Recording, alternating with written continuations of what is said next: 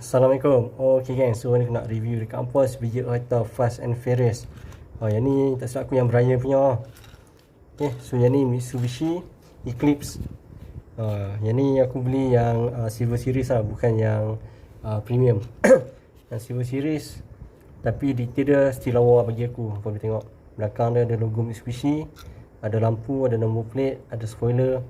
Spoiler dia macam yang premium sebab warna hijau. Dia satu je yang version kedua, dia punya spoiler warna hitam, yang plastik. Yang ni spoiler besi.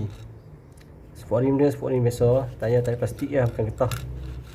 Okay, detail depan lawa, ada lampu, bumper cantik, ada lips depan tu, ada side mirror. Lepas tu dia punya livery pun lawa lah. Okay, 95 Mitsubishi Eclipse 2002 Mattel, made in Malaysia juga atas ni, tapi sumpah lawa. Okay, so siapa nak beli Mitsubishi Eclipse Hot Wheels ni, aku letak link kat atas ni. Hampa boleh dapat kat situ. Cantik, hood dia carbon. Okay, Assalamualaikum.